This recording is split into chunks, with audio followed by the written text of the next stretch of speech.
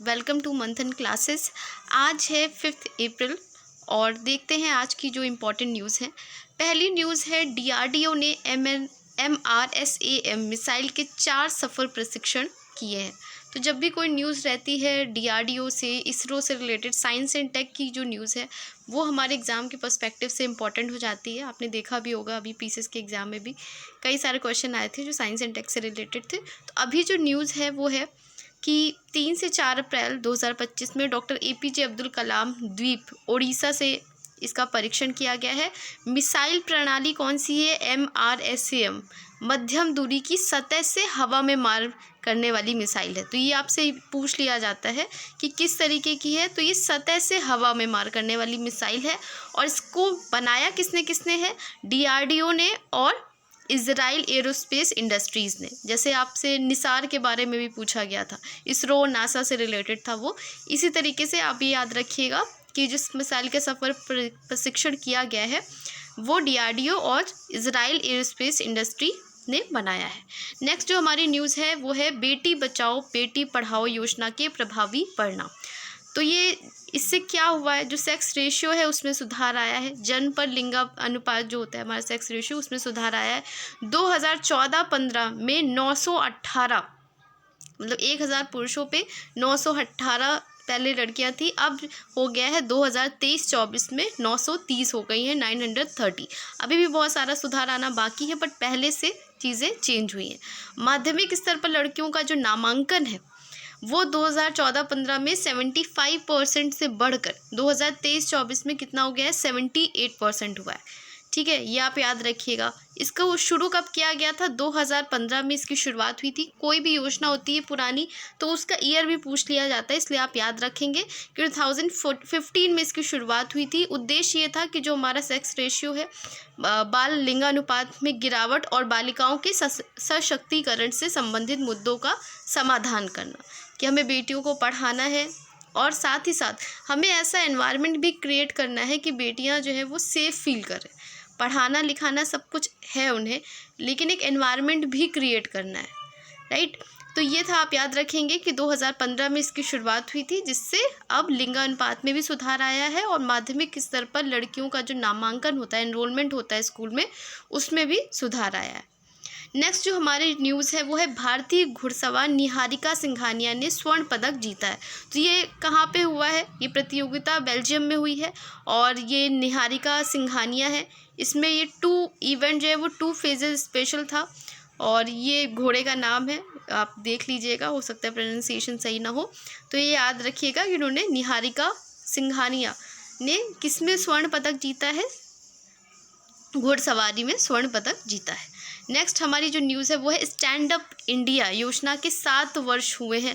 तो जो भी ये योजनाएं हैं ये आपसे पूछी जा सकती हैं एग्ज़ाम में। पुरानी योजनाएं आपने देखा होगा मैचिंग में पूछी जा रही हैं और एग्ज़ाम में भी, पीसीएस के एग्ज़ाम में भी आई थी। तो आप इसे याद रखिएगा कौन सी योजना कब शुरू हुई है। अभी जो है चल रही हैं वो तो याद ही हैं आपको क्योंकि वो करंट में है, बट जो पिछली योजनाएं हैं वो भी आपको याद रखनी है। तो इसका शुभारंभ हुआ था 5 अप्रैल 2016 को और इसका उद्देश्य क्या था? स्टैंड अप इंडिया योजना के जो लाभार्थी हैं, किस पे फोकस करके ये किया गया था? जो शेड्यूल कास्ट, शेड्यूल ट्राइब और महिलाओं को हमें उद्यमिता में हेतु बैंक ऋण प्रदान कर सशक्त बनाना था, कि उनके पास फाइनेंशियल उन्हें एड दी जाए ताकि वो ज़्यादा से ज़्यादा बिजनेस में आए। तो इससे रिलेटेड था ये। SC ST व महिलाओं को उद्यमिता हेतु बैंक ऋण प्रदान कर सशक्त करना था। योजना की शुरुआत हुई थी 5 अप्रैल 2016 को और कुल स्वीकृत राशि है ये बढ़ा करके 2025 में बढ़ा भी दी गई है, ये आप याद रखिएगा।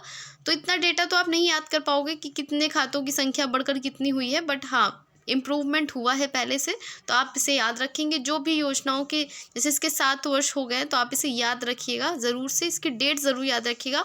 2016 में हुई है और SC ST व महिलाओं को ये इसमें फोकस किया गया था।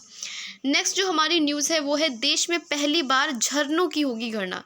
तो जो भी चीज़ पहली बार होती है, मैंने हमेशा बोला है, वो हमारे एग्ज़ाम की पर्सपेक्टिव से इम्पॉर्टेंट हो जाती है। तो इसे याद रखेंगे आप कि पहली बार जो झरने हैं उनकी गणना होगी। और ये पहल किसने की है? केंद्र सरकार ने जलाशयों की दूसरी राष्ट्रीय गणना की औपचारिक शुरुआत की है।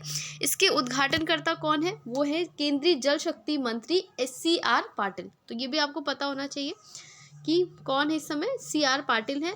इसमें पहली बार झरनों की भी गणना की जाएगी और इसमें राज्यों के जल संसाधन विभागों के लिए ये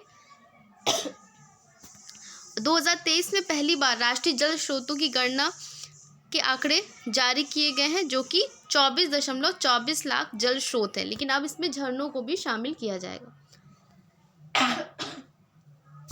नेक्स्ट जो हमारी न्यूज़ है बजट सत्र से रिलेटेड है।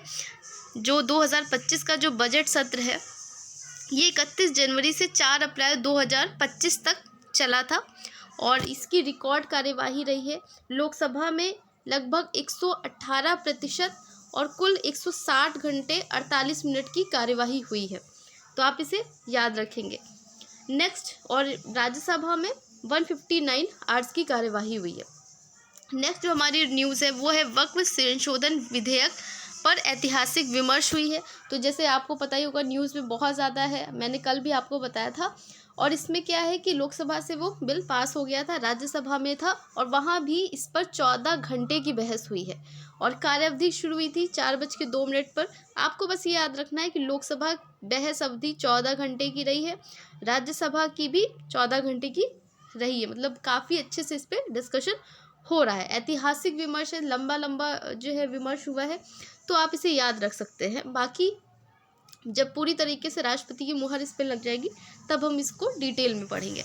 नेक्स्ट जो है हमारी न्यूज़ है वो वाइब्रेंट विलेज कार्यक्रम का दूसरा चरण शुरू किया गया है। इसमें क्या किया गया, इसका उद्देश्य क्या है? पलायन को रोकना है, जो लोग पलायन करते हैं, सीमा सुरक्षा को मजबूत करना है, आजीविका व आधारभूत सुविधाएं उपलब्ध करना है। अगर हम जो बेसिक नीड्स है लोगों की, अगर हम वो वहीं पे करवा देंगे, पूरी करा देंगे, तो हमारी जो पलायन है, जो लोग यहाँ से वहाँ चले जाते हैं रोजगार की तलाश में, हम इसे रोक पाएंगे। तो इसकी जो अवधि है इसको 2024-25 से लेकर के 2028-29 तक किया गया है। इसे आप याद रखिएगा। रणनीतिक सीमा हमारी किससे किससे? चीन, पाकिस्तान, बांग्लादेश व म्यांमार से सटे गांव है। मुख्य सुविधाएं इसमें क्या दिए जाएंगी वाइब्रेंट विलेज कार्यक्रम के अंतर्गत? क्योंकि ये इसका दूसरा चरण है। कब तक रहेगा? 2028-29 तक रहेगा। इसमें 12 सड़क, मतलब पूरे 12 महीने आपको सड़क की सुविधा होगी, जो दूर संचार, ठीक है, टेलीफोन लाइंस वगैरह भी होंगी, टीवी, विद्युतीकरण, स्मार्ट क्लास, पर्यटन, SHG जो सेल्फ हेल्प ग्रुप है और जो भी कोऑपरेटिव सोसाइटीज़ है, ये सारी आपको इसमें हेल्प की जाएगी वाइब्रेंट विलेज कार्यक्रम के अंतर्गत, जिससे लोगों का पलायन रोका जा सके, लोग वहीं पे अपने रोजगार को पा सके। इसमें विशेष पहले कि केंद्रीय सहायता से इसका कार्यक्रम होगा और BSF की आँख कान के रूप में विकसित किया जाएगा। इसे आप याद रखिएगा कि 100% जो है वो केंद्रीय सहायता इसमें दी गई है। नेक्स्ट जो न्यूज़ है हमारी वो है नौसेना कमांडरों का सम्मेलन हुआ। ये कहाँ हुआ है? हिंद महासागर में भारत की रणनीतिक स्थिति पर मंथन किया गया है। और हमेशा ये जो हमारा इंडियन ओशन रहता है ये बहुत ही ज़्यादा न्यूज़ में रहता है, क्योंकि बहुत सारे देश जो है वो यहाँ पे अपना वर्चस्व स्थापित करना चाहते हैं, तो उससे रिलेटेड भी न्यूज़ में रहता है। तो इसका आयोजन स्थल हुआ है कर्नाटक का कारवार नौसैनिक अड्डा, पहला चरण हुआ है ये, और दूसरा नई दिल्ली में हुआ है। और इसका जो उद्घाटन है वो किसने किया है? रक्षा मंत्री राजनाथ सिंह के द्वारा। नेक्स्ट जो हमारी न्यूज़ है वो है बिम्स्टेक के साथ PM मोदी। तो बिम्स्टेक सम्मेलन चल रहा है वहाँ पे, तो न्यूज़ में है, कल भी मैंने आपको बताया था कहाँ पे हो रहा है, बैंकॉक थाईलैंड में हो रहा है। और इसमें बिम्स्टेक देशों को भारत की UPI प्रणाली से जोड़ने का सुझाव दिया गया। जो बिम्स्टेक में कंट्रीज़ हैं उनको हम कोशिश कर रहे हैं कि हम UPI प्रणाली से जोड़ें। बिम्स्टेक अध्यक्ष को है बांग्लादेश, इसमें अब नया अध्यक्ष बन गया है। और विज़न डॉक्यूमेंट है बिम्स्टेक 2030, ये तैयार किया गया है। भारत में साइबर अपराध प्रस्ताव, भारत में गृह मंत्रियों की पहली बैठक का प्रस्ताव रखा गया है। ये आप याद रखिएगा कि अब जो नया अध्यक्ष कौन हो गया है, जैसे नेक्स्ट के लिए वो हमारा बांग्लादेश है। नेक्स्ट जो हमारी न्यूज़ है AI निजी निवेश में भारत 10वें स्थान पर है। तो ये रिपोर्ट अंकटाड की टेक्नोलॉजी एंड इनोवेशन रिपोर्ट 2025 जारी की गई है। इसमें भारत किस स्थान पे? AI का अगर देखें हम आर्टिफिशियल इंटेलिजेंस में कि निजी निवेश कितना हो रहा है उसमें 10वें स्थान पर है। और भारत में 2023 में AI में $1.4 अरब का निजी निवेश हुआ था। वैश्विक रैंक भारत 10वें स्थान पर है, अमेरिका पहले स्थान पर है, चीन जो है वो दूसरे स्थान पर है। तो आप याद रखेंगे कि एआई निवेश में भारत किसके स्थान पर है। रैंकिंग इंपॉर्टेंट होती है, आप अपने एग्जाम्स में भी कोट कर सकते हैं मेंस के। तो इसे याद रखेंगे कि भारत की रैंक 10 है और अमेरिका फर्स्ट पे है और चीन जो है वो हमारा दूसरे स्थान पर है। ठीक है, तो आप इसे याद रखिएगा। नेक्स्ट जो हमारी न्यूज़ है, आपको पता ही होगा कि जो बहुत फेमस और एक्टर है मनोज कुमार, जो बहुत हमेशा देशभक्ति की मूवीज़ उन्होंने की हैं, तो उनकी कल डेथ हो गई है। और इनका जन्म कहाँ पे हुआ था? अहमदाबाद पाकिस्तान में। मूल नाम इनका था हरिकृष्ण गोस्वामी और फिल्मी करियर की शुरुआत 1960 में उन्होंने की थी। और देशभक्ति में जैसे बताया, इनको भारत कुमार के भी उपाधि दी जाती है। तो यहाँ इंपॉर्टेंट हमारे लिए ये है, एग्जाम के लिए बहुत इंपॉर्टेंट हो जाता है। आपसे पूछ सकते हैं कि इन्हें किस साल दादा साहब फाल्के पुरस्कार मिला था? तो 2016 में मिला था। और film fair life time achievement पुरस्कार 1999 में मिला है। सर्वश्रेष्ठ निर्देशक का रोटी कपड़ा और मकान का डायरेक्टर भी थे, ये डायरेक्ट भी करते थे मूवी, तो 1995 में। और पद्मश्री सम्मान 1992 में मिला है। नेक्स्ट जो हमारी न्यूज़ है वो है भारत न्यूजीलैंड एफटीए आपको पता ही है, फ्री ट्रेड एग्रीमेंट होता है। तो भारत ने किसके साथ किया है? न्यूजीलैंड के साथ में किया है। और आयात शुल्क में जो इम्पोर्ट ड्यूटी होती है उसमें कटौती की है। ठीक है, और ये याद रखिएगा। इसके अलावा भारत ने EFTA समझौता भी किया। अब EFTA समझौता क्या है? ये है यूरोपियन फ्री ट्रेड एसोसिएशन। इसकी शुरुआत हुई थी 1960 में और इसमें 7 देश शामिल हैं। तो आइसलैंड, लिंकेस्टीन, नॉर्वे, स्विट्ज़रलैंड शामिल हैं इसमें। और FTA का इससे लाभ होगा। ठीक है, और सीमा शुल्क में कमी आएगी। तो इन केस आपको ना पता हो तो ये यूरोपियन फ्री ट्रेड एसोसिएशन इसका फुल फॉर्म है। नेक्स्ट जो हमारी न्यूज़ है वो है दक्षिण कोरिया के राष्ट्रपति यून सुक येओल पद से बर्खास्त हुए हैं। अगर हम दक्षिण कोरिया की बात करें तो यहाँ की जो कैपिटल है वो क्या है? सियोल है। और मुख्य आरोप इन पे मार्शल लॉ लगाने और संसद में नेता तैनात करने का आदेश है। तो जो भी जैसे ये कंट्री न्यूज़ में है तो आपसे कैपिटल वगैरह पूछ सकते हैं एग्जाम में, तो आप याद रखिएगा कि दक्षिण कोरिया की कैपिटल क्या है? सियोल है। नेक्स्ट जो हमारी न्यूज़ है वो है ODOP, one district one product. ये हमारा यूपी का ही इनिशिएटिव था। तो ये 2018 में शुरू किया गया था उत्तर प्रदेश दिवस के अवसर पर। अब और भी स्टेट इसको अपना रहे हैं। और कार्यान्वयन विभाग के MSME विभाग है, इसमें सब्सिडी का भी प्रावधान है। इसमें नई नीति के तहत, क्योंकि ये 2.0 है, इसका सेकेंड वर्जन है, तो 5 करोड़ रुपए अलॉट किए गए हैं। और इसका मुख्य उद्देश्य है उत्पादन का विस्तार, कम मूल्य के बजाय बड़े व मूल्यवान उत्पादों को हमें प्रोत्साहन देना है। नेक्स्ट जो हमारी न्यूज़ है वो है राजराजा चोल शिलालेख की हाल ही में खोज हुई है। तो हम इसको पढ़ते भी हैं, चोला डायनेस्टीज हम पढ़ते हैं कि ये अपने स्वशासन के लिए, जैसे हम लोग अभी पंचायत और नगर पालिका वगैरह पढ़ते हैं, उसी तरीके से इनका जो स्वशासन था वो बहुत अच्छा था। और ये अपने ही टेन्योर में ही अपना उत्तराधिकारी नियुक्त कर देते थे। ये सब आपने पढ़ा होगा। तो राजराजा चोल शिलालेख की अभी हाल ही में खोज हुई है। हाल ही में मदुरई के मेलवल्लू में सोमगिरी पहाड़ियों के ऊपर राजराजा चोल प्रथम से संबंधित एक शिलालेख की खोज ने इतिहासकारों को आकर्षित किया है। यह शिलालेख 1000 ईसा पूर्व का माना जाता है। पांड्या क्षेत्र के राजराजा चोल के प्रभाव को ये दर्शाता है। और साथ ही साथ आपको कमेंट सेक्शन में जो भी आपको चोला डायनेस्टी और राजराज प्रथम से रिलेटेड इन्फॉर्मेशन आपको पता हो वो आप कमेंट सेक्शन में लिखेंगे। बाकू से बेलम रोड मैप 1.3T तक ये शुरू की गई है। भारत ने हाल ही में ब्रिक्स देशों से जलवायु वित्त पोषण के लिए $1.3 ट्रिलियन जुटाने का आह्वान किया है।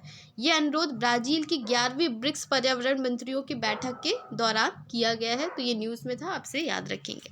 नेक्स्ट जो न्यूज़ है वो हमारी चंद्रयान 3 का चेस्ट करके एक लॉन्च हुआ है। भारत का चंद्र अन्वेषण मिशन चंद्रयान 3 23 अगस्त 2023 को चंद्रमा के दक्षिणी ध्रुव पर सफलतापूर्वक उतरा था, आपको पता ही होगा।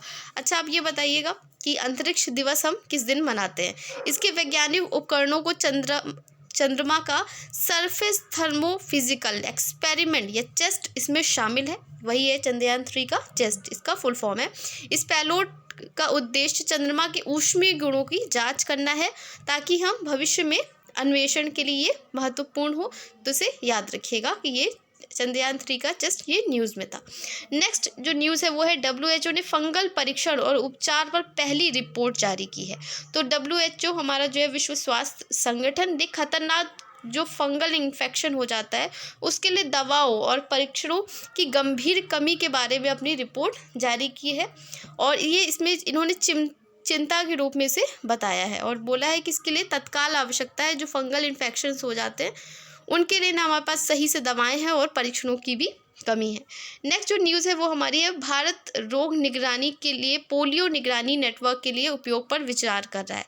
तो भारत का जो स्वास्थ्य और परिवार कल्याण मंत्रालय है वो अन्य संक्रामक जो इन्फेक्शियस डिजीज़ होती हैं उनकी निगरानी के लिए अपने स्थापित पोलियो निगरानी नेटवर्क के उपयोग की संभावना तलाश रहा है। भारत में जंगली पोलियो का आखिरी मामला कब आया था? 2011 में। और पूरी तरीके से हमने इरेडिकेट कर दिया था पोलियो को कब? 2014 में। हाल पोलियो निगरानी बुनियाद ढांचा सक्रिय बना हुआ है, तो ये न्यूज़ में था, आप इसे याद रखिएगा। अब ये भी रहेगा थोड़ा सा नया चीज़ आपके लिए कि जो भी न्यूज़ में है कोई भी जैसे लोकेशन है वो मैं आपसे पूछूंगी और next day I will answer the question. तो आज का जो क्वेश्चन है, हर्ड और मैकडोनल्ड द्वीप जो समाचारों में थे किस महासागर में स्थित है? इसका आंसर आपको कमेंट सेक्शन में करना है। साथ ही जो चोला डायनेस्टी के बारे में पूछा मैंने आपको, जो भी आपको इन्फॉर्मेशन पता हो, आप पढ़ते हो एंशिएंट इंडिया में, तो वो आपको कमेंट सेक्शन में लिखनी है। साथ ही आपका जो भी फीडबैक हो रिगार्डिंग करंट अफेयर्स, क्योंकि कम समय में हम ज़्यादा न्यूज़ को कवर करते हैं ताकि आपको आसानी से कम समय में वो चीज़ अच्छा कंटेंट आपको मिल पाए। धन्यवाद।